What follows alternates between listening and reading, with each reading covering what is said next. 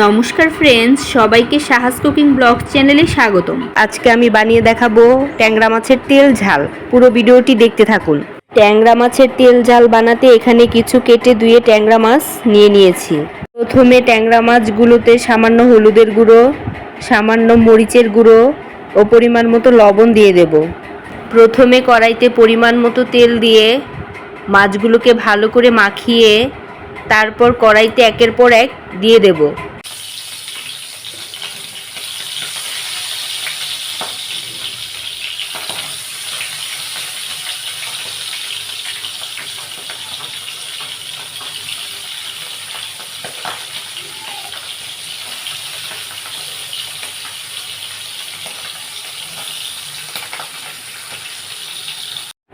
এবার দুপাশ উল্টিয়ে একটু লাল লাল করে ভেজে নেব।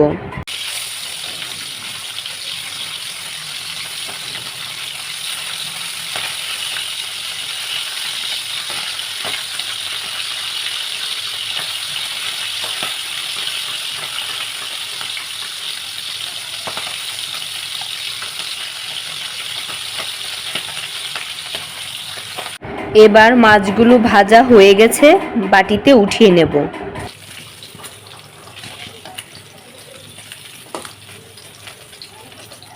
প্রথমে কড়াইতে কালিজিরা ফোড়ন দেব। ফোড়ন দিয়ে কিছুক্ষণ নেড়ে নেব।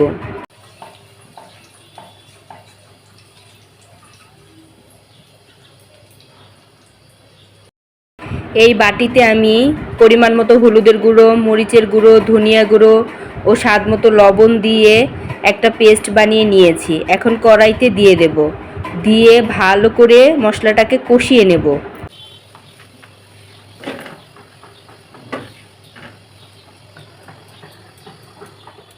মশলাটাকে কষাতে কষাতে একদম তেল উঠিয়ে নিতে হবে।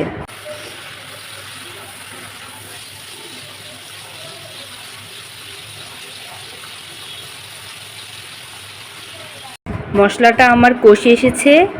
এই পর্যায়ে ভাজা মাছগুলো দিয়ে দেব। দিয়ে পরিমাণ মতো ঝোল দিয়ে দেব।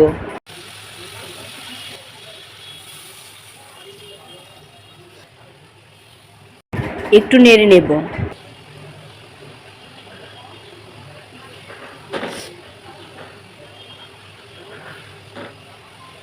এবার ঢাকনা দিয়ে ঢেকে দেব ঝোলটা ফুটে আসা পর্যন্ত।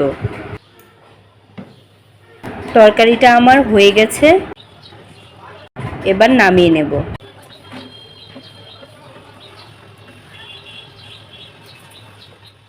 এবার একটা প্লেটে নামিয়ে নেব। হয়ে গেল আমার ট্যাংরা মাছের তেল ঝাল। তো আজকের মতো এখানেই বিদায় নিচ্ছি। হাজির হব অন্য একটি নতুন রেসিপি নিয়ে। সে পর্যন্ত সবাই ভালো থাকবেন, সুস্থ থাকবেন।